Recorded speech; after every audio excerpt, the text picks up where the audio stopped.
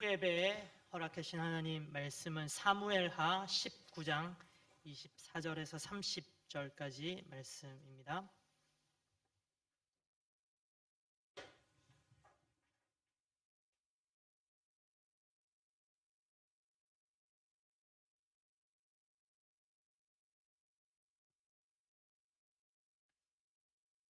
하나님 말씀 저와 성도님들 한 절씩 교독하겠습니다. 사울의 손자 무비보셋이 내려와 왕을 맞으니 그는 왕이 떠난 날부터 평안히 돌아오는 날까지 그의 발을 맵시 내지 아니하며 그의 수염을 깎지 아니하며 옷을 빨지 아니하였더라. 예루살렘에서 와서 왕을 맞을 때에 왕이 그에게 물어 이르되 무비보셋이여 내가 어찌하여 나와 함께 가지 아니하였느냐 하니 대답하되 내 주 왕이여 왕의 종인 나는 다리를 절므로 내 나귀의 안장을 지워 그 위에 타고 왕과 함께 가려 하였더니 내 종이 나를 속이고 종인 나를 내 주 왕께 모함하였나이다. 내 주 왕께서는 하나님의 사자와 같으시니 왕의 처분대로 하옵소서. 내 아버지의 온 집이 내 주 왕 앞에서는 다만 죽을 사람이 되지 아니하였나이까. 그러나 종을 왕의 상에서 음식 먹는 자 가운데 두셨사오니 내게 아직 무슨 공의가 있어서 다시 왕께 부르짖을 수 있사오리까 하니라. 왕이 그에게 이르되 내가 어찌하여 또 내 일을 말하느냐. 내가 이르노니 너는 시바와 밭을 나누라 하니. 함께 읽겠습니다. 무비보셋이 왕께 아뢰되 내 주 왕께서 평안히 왕궁에 돌아오시게 되었으니 그로 그 전부를 차지하게 하옵소서 하니라. 아멘. 오늘 사무엘하 19장 24절에서 30절의 말씀을 가지고 은혜 입은 자의 모습이라고 하는 제목으로 하나님 말씀을 같이 나누겠습니다. 성도님들 안녕하세요. 안녕하세요. 한 주 동안 평안히 잘 지내셨습니까? 날씨가 갑자기 어제 오늘 많이 추워졌습니다. 여러분들 건강 조심하시기 바랍니다. 이렇게 같이 예배 드리시는 분들하고 서로 인사하시면 좋겠습니다. 예배 은혜 많이 받으세요. 예배 은혜 많이 받으세요. 은혜 넘치는 오늘 예배 되기를 바랍니다. 성경을 읽다 보면 아주 다양한 많은 여러 부류의 사람들의 이야기가 나옵니다. 모세나 노아나 베드로나 사도 바울 이런 다양한 사람들의 이야기를 우리는 성경을 통해서 접하게 됩니다.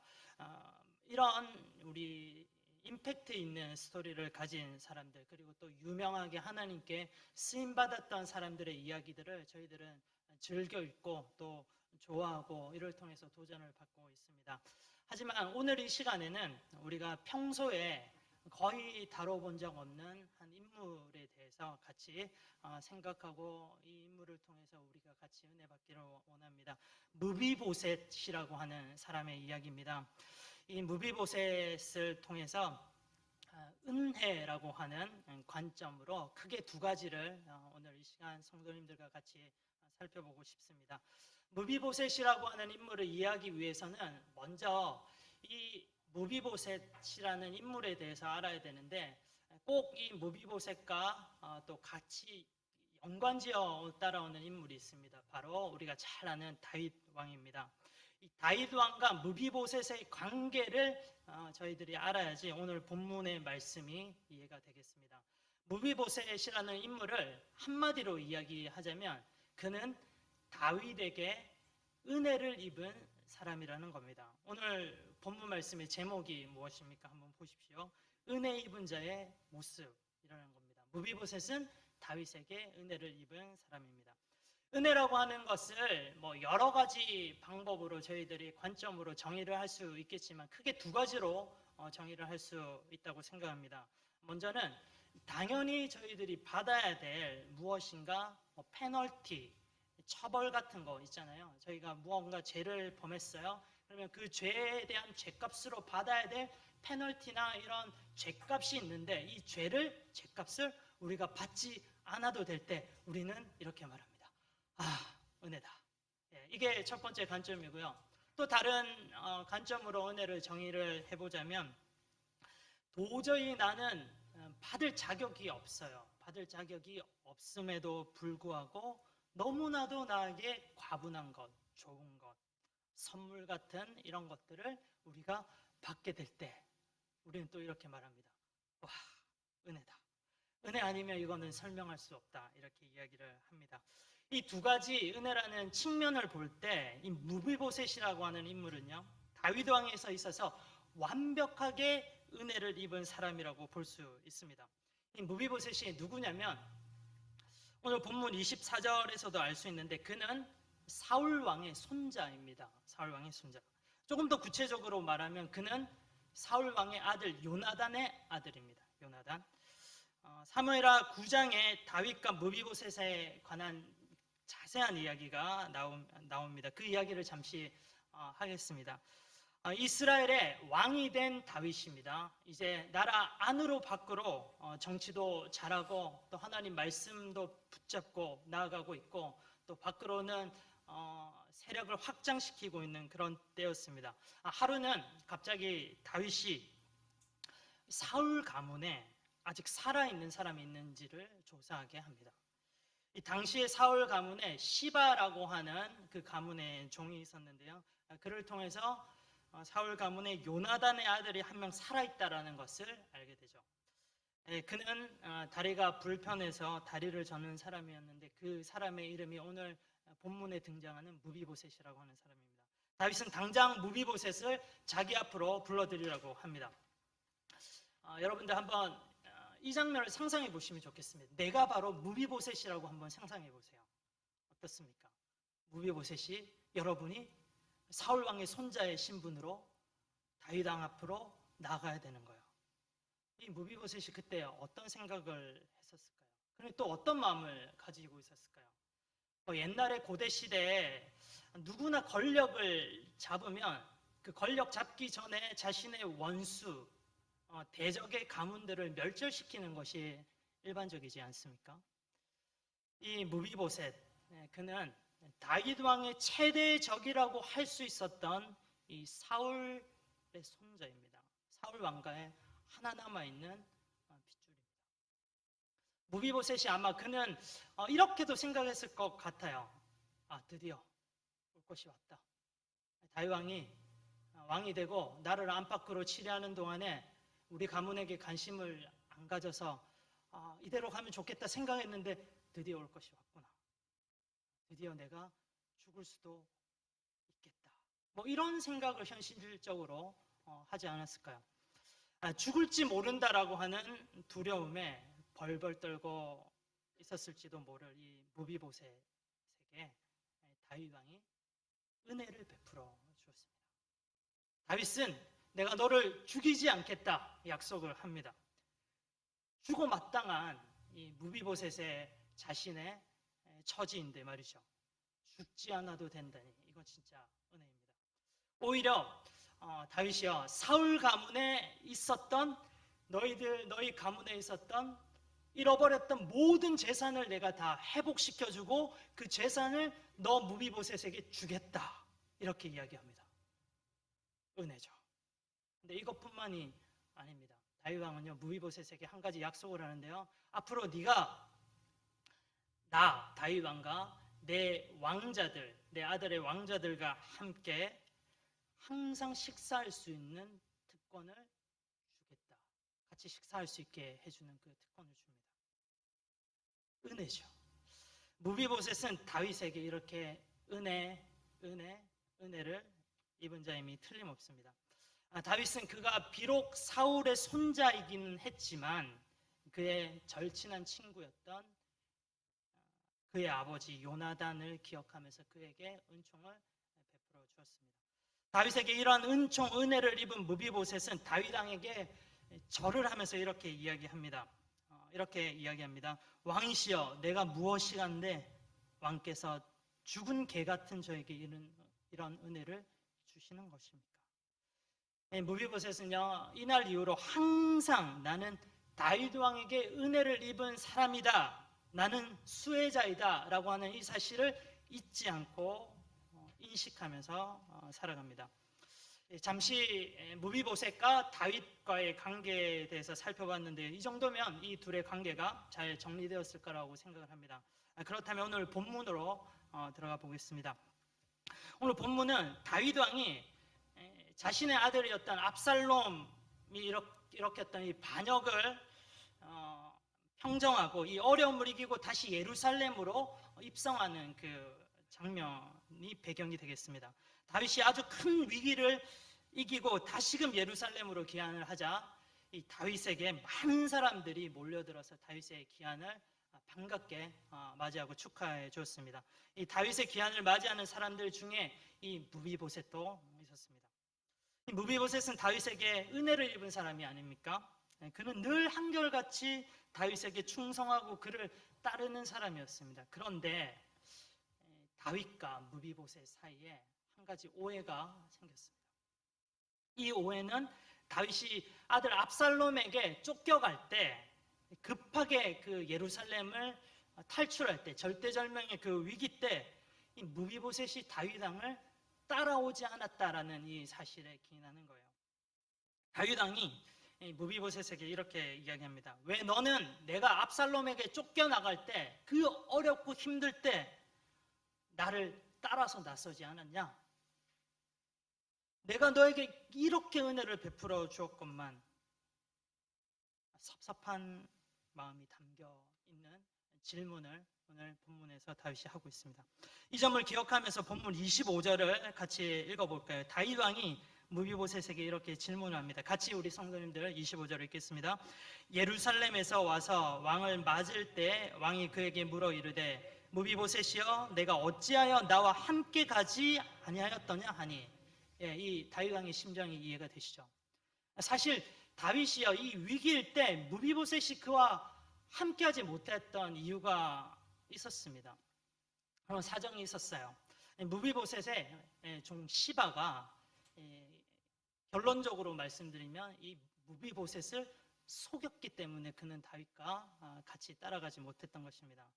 다윗의 위기 때 무비보셋은 왕과 군사들에게 조금이라도 힘이 되고자 자신이 모을 수 있는 식량들을 준비해서 왕을 따라 나설 채비를 했어요. 그런데 그의 종 시바가 이 무비보셋을 속이는 겁니다. 무비보셋이 다리를 절고 신체적인 그런 핸디캡이 있었지 않습니까? 그래서 그는 이 시바가 무비보셋만 예루살렘에 남게 하고 자신만 준비했던 식량을 가지고 다윗 왕에게 갑니다. 그리고 다윗 왕에게 시바가 말합니다.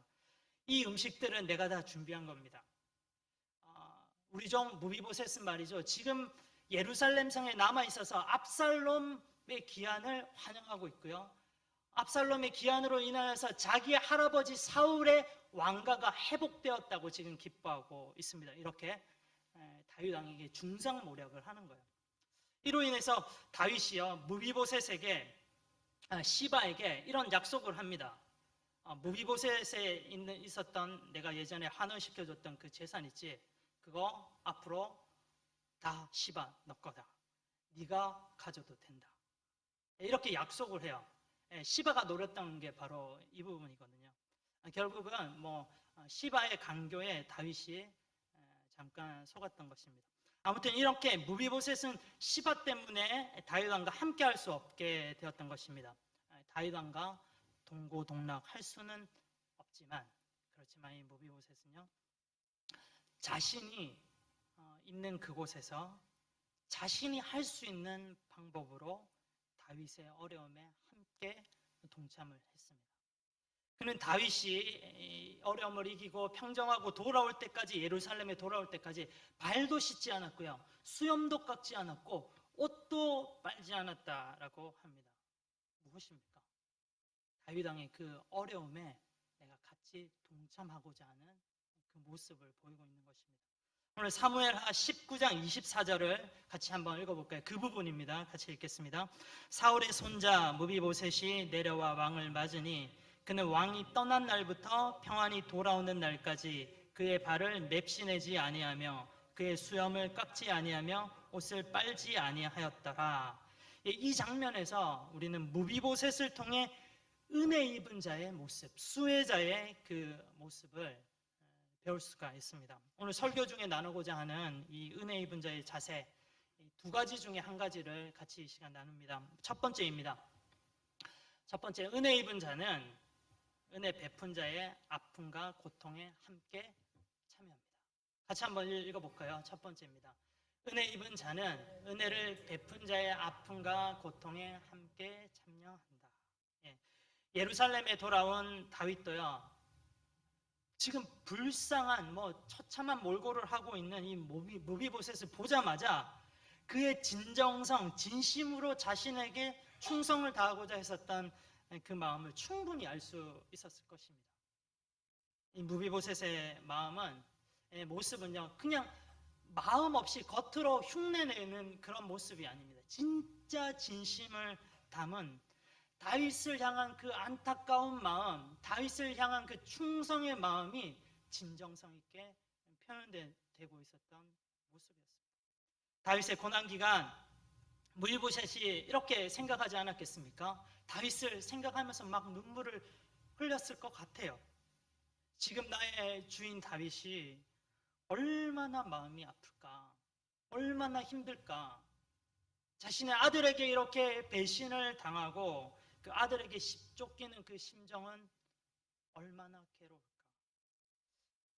우리 주, 내 군주되는 이 다윗이 지금 제대로 식사는 하기는 할까, 잠자리는 불편하지 않을까, 막 이런 생각을 하는 거예요. 그러면서 무비보셋은 내가 비록 나는 지금 예루살렘의 평안한 잠자리에 있다 하지만 나는 이 잠자리에 들지 않겠다. 내가 지금 다윗 왕과 떨어져 있긴 하지만 이 다윗 왕의 이 고통과 아픔에 같이 동참하고 싶다. 어떻습니까? 이 무비보셋의 모습을 보면요, 자신에게 은혜를 베풀어 주었던 그 대상에게 그를 진심으로 사랑하고 그와 함께 하고자 하는 그 진정한 마음이 충분히 보이고 있는 것입니다. 여기에서 성도님들, 우리들의 모습도 한번 생각을 해보길 원합니다.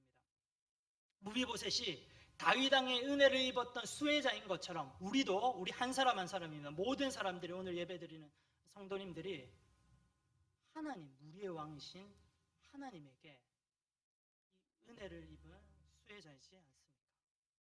우리가 구원받았다라고 하는 이 은혜는 말이죠, 마치 다윗 왕 앞에서 죽어 마땅한 개 같은 그 존재였던 이 무비보셋이 이제는 더 이상 그 상황이 아니라 그 상황을 벗어나서 이제는 왕과 함께 그 상에서 음식을 나누고 서로 교제하는 그런 은혜 입었던 그 모습과도 같습니다.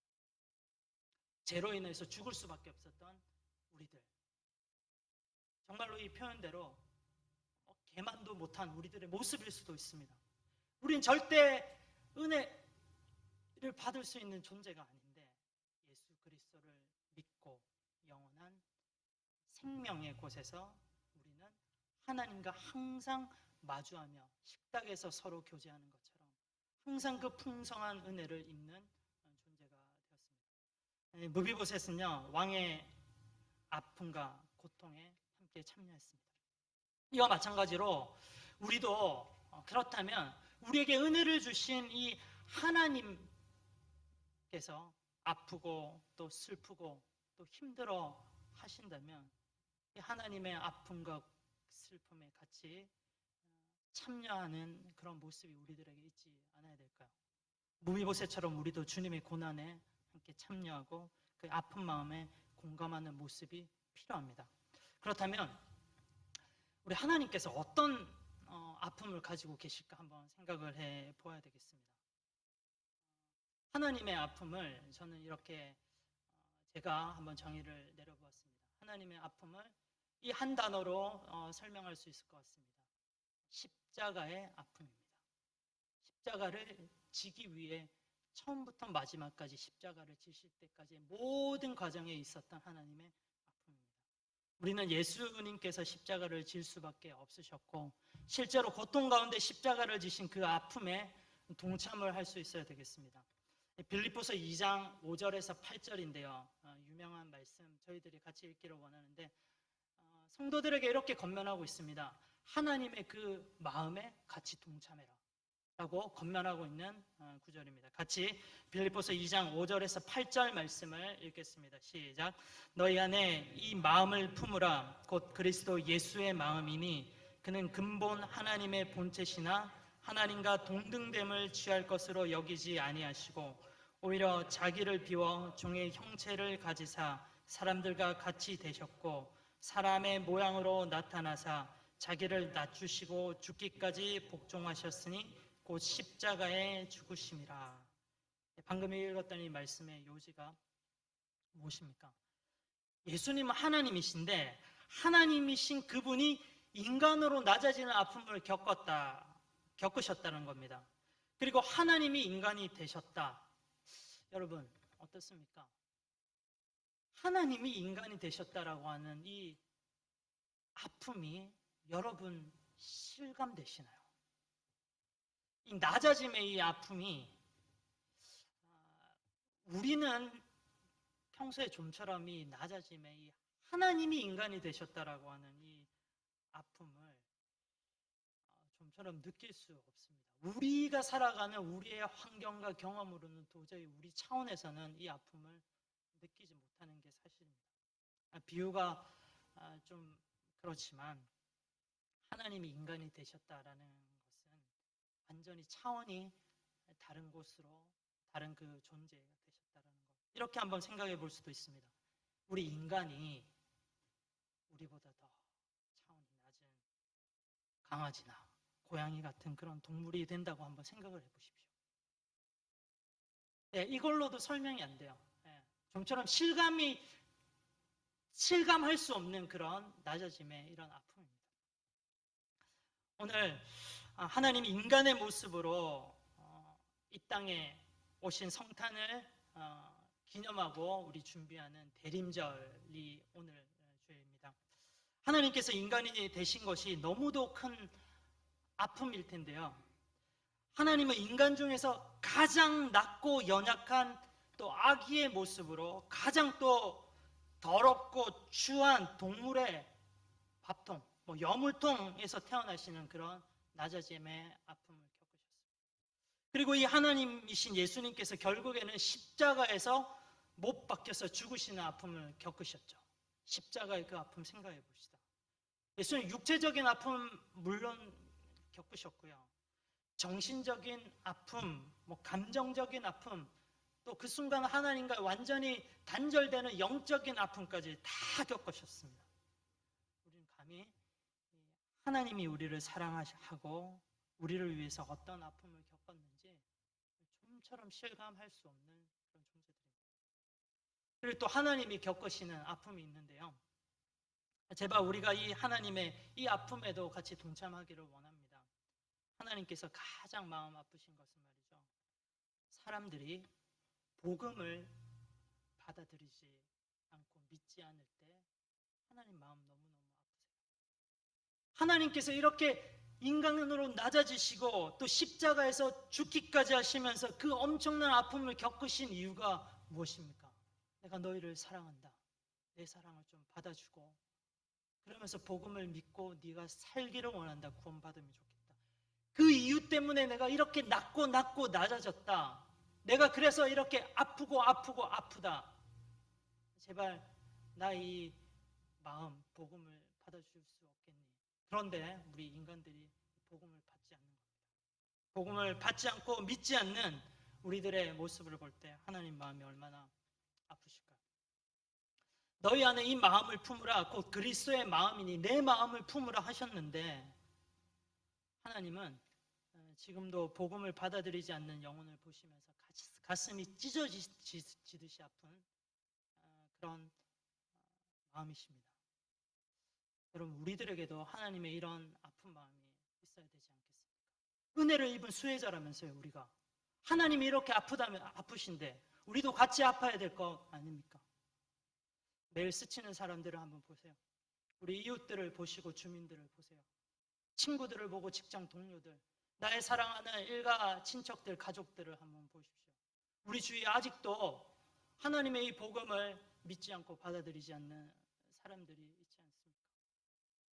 이들에게 복음을 전했는데요. 이들이 복음을 받아들이지 않습니까? 아니면 아예 이들에게 복음을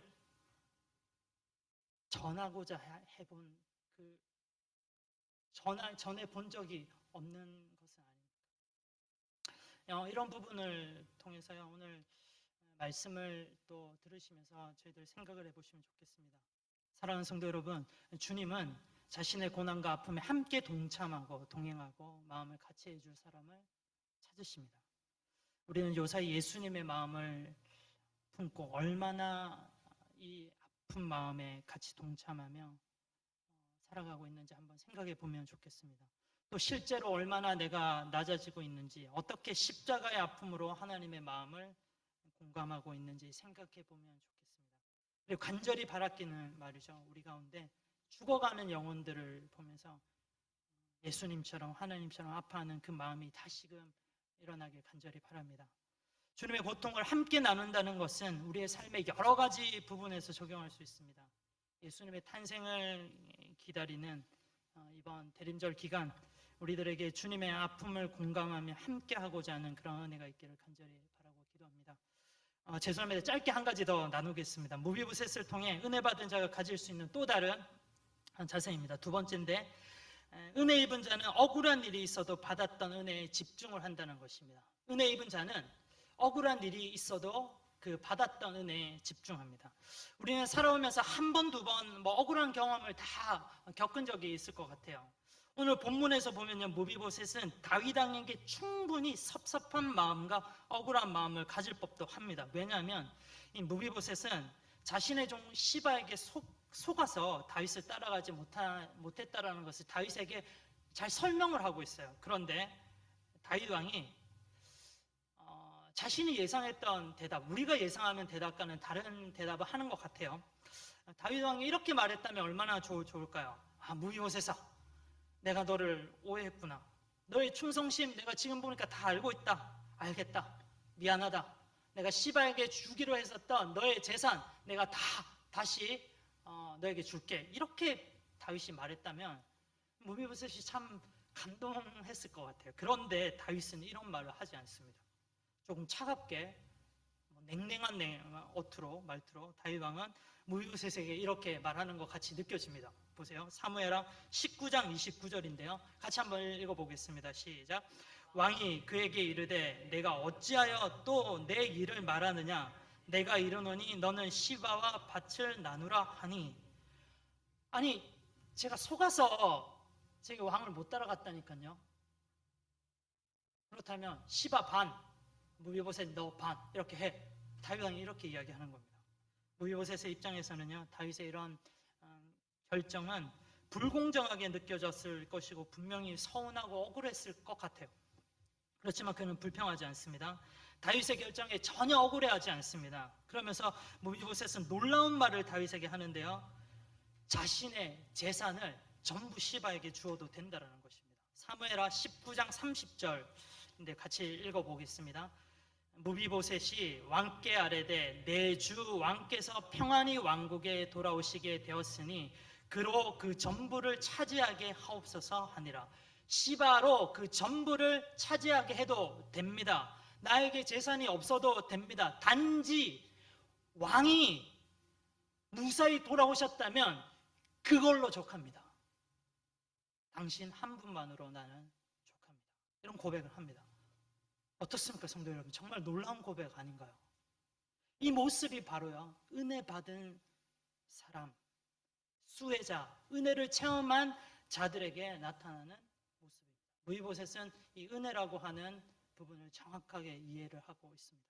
우리도 신앙생활을 하면서 주님과의 관계 가운데서 정말 억울할 때가 있고 이해가 되지 않을 때고 섭섭할 때가 있습니다. 그럴 때 우리는 이런 기도들을 하죠. 주님, 내가 이렇게 했는데 내가 왜 이런 일을 당합니까? 이해가 안 됩니다. 주님, 나를 지금쯤은 도와주셔야 되지 않습니까? 왜 나를 안 도와주세요? 빨리 도와주세요. 제발 좀 도와주세요. 주님, 나의 이 억울함 주님께서 풀어주셔야 되지 않겠습니까? 주님 아시니까 빨리 좀 갚아주세요. 왜 내가 이런 대우를 받아야 됩니까? 억울합니다. 불공정한 것 같습니다. 네, 맞습니다. 우리는 이런 기도도 주님께 충분히 할 수 있는 그런 관계죠. 뭐 우리가 자녀니까 하나님께 왜 이런 기도를 못 하겠습니까? 그럼 오해하지는 마십시오. 이런 기도 하지 말라는 말이 아닙니다. 그런데 무비보셋과 같은 이런 믿음의 사람, 은혜의 사람들의 모습을 보고 우리가 좀 도전받으면 좋겠습니다. 똑같은 상황에서도 주님께 받은 은혜가 풍성한 사람들, 이 은혜를 정확하게 이해하고 있는 사람들은 다른 기도를 드려요. 주님, 제가 좀 억울하기도 합니다. 아니요, 많이 억울해요. 많이 좀 섭섭하기도 해요. 힘들어요. 그럼에도 나는 주님으로 인해서, 주님 한 분만으로 인해서 만족합니다. 이런 기도하는 거예요. 이렇게 주님께 받은 은혜로 풍성한 사람, 이 은혜를 정확하게 이해하고 있는 사람들은요, 내가 구원받았다라고 하는 이 은혜에 대한 감격이 너무너무 크기 때문에 어떤 섭섭한 일이 와도, 힘든 일이 와도, 어려운 일이 와도 쉽게 낭망하지 않습니다. 쉽게 절망하지 않아요. 주님께 섭섭해하지 않습니다. 오히려 그 상황에서도 감사가 넘치고 자족하게 됩니다. 주님, 내 삶의 모든 재산들이 다 없어진다 해도, 나의 모든 것들을 다 가져가신다고 해도 주님 한 분만 계시면 주님 한 분만으로 나는 만족합니다. 이렇게 고백합니다. 다윗에게 은혜를 입은 무비보셋의 관심은요, 자신의 빼앗긴 재산이 아니었습니다. 그런 것은 있어도 그만, 없어도 그만이었습니다. 그에게 가장 중요한 것은 오직 한 가지, 다윗 왕이 나와 함께하고 있다라는 그 사실입니다. 아무리 재산이 많아지고 사람들에게 인정받고 사회에서 성공하고 잘 나간다 하더라도요, 내 삶 가운데 주님과의 이 긴밀한 관계가 형성되지 않으면 아무것도 쓸모없어요. 어린아이 무비보셋이라는 이 인물을 묵상하면서요, 그가 어떻게 이렇게 이 은혜에 대한 정확한 이해를 하고 있었을까 생각해 보게 되었습니다. 제가 내린 결론입니다. 무비보셋은 평소에요, 늘 자기가 받았던 은혜를 기억하고 묵상했었던 사람이라는 겁니다. 무비보셋은 오늘 본문에도 나와 있지만 다윗의 식탁에서 왕과 왕자들과 함께 하루에 3번씩 식사하는 그런 특권을 누렸습니다. 그렇죠? 생각해 보세요. 그는 하루에 적어도 3번 식사할 때마다 자신이 받았던 이 은혜에 대해서 생각하지 않았을까요? 왕과 왕자들과의 식탁하는 그 자리가 내가 은혜 받았다라고 하는 그 증명의 자리인 겁니다. 하루에 3번씩 내가 받았던 은혜 자연스럽게 묵상하게 되는 겁니다. 이렇게 은혜를 받았던 것을 묵상하고 기억하며 생각하니까 무비보셋처럼 은혜의 정확한 이해를 하고 은혜의 풍성한 사람이 될 수 있었던 것입니다. 사랑하는 성도님들, 우리가 받았던 은혜를 가능한 많이 묵상해야 되겠습니다. 지난주일 추수감사주일이었죠. 우리에게 감사할 여러 가지 제목들이 있었을 것입니다. 그런데 가장 크게 감사해야 될 것은 역시나 우리가 구원의 은혜를 받았다라는 사실입니다. 은혜 2가지로 정리할 수 있다고 말씀드렸어요. 첫 번째는 나는 죄인인데, 내가 죄인인 것은 누구보다 내가 잘 아는데, 내가 이 죄의 문제로 너무 괴롭고 힘들고 어려운데, 이 죄의 책임을 내가 져야 되는 무기력하고 불쌍한 사람인데, 그 죄가 너무나도 그 결과가 두려운데 하나님께서 이렇게 말씀하십니다. 그 죄의 문제 네가 받지 않아도 된다. 내가 네 죄를 다 용서해 주었다. 너 죽지 않아도 된다 말씀하십니다. 구원해 주셨습니다. 은혜지 않습니까? 그리고 나는 어떤 사람입니까? 여러분들 어떤 사람입니까? 우리가 천국 갈 수 있는 자격이 있는 사람입니까? 그런데 왜 나에게 이 자격이 주어졌는지 이해할 수 없습니다. 나는 자격 없는 사람인데 말이죠.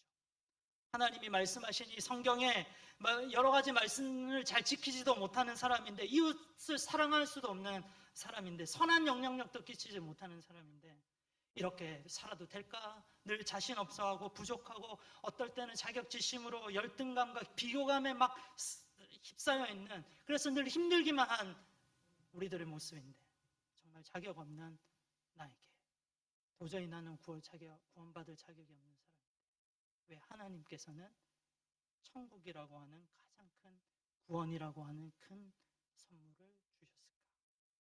은혜이지 않습니까? 사랑하는 성도 여러분, 무비보셋처럼 하루 3끼 밥 먹을 때마다 우리가 받았던 이 은혜에 대해서 묵상하고 생각해보고 감사해 봅시다. 이 정도로 많이 우리가 받았던 이 은혜에 대해서 기억하고 묵상해 봅시다. 여러분 어떤 사람이 되고 싶습니까? 무비보셋처럼 은혜가 풍성한 사람 되고 싶지 않으신가요? 저와 여러분이 평생의 무비보셋처럼 풍성한 은혜로 축복된 삶을 살아가시기를 간절히 기도합니다.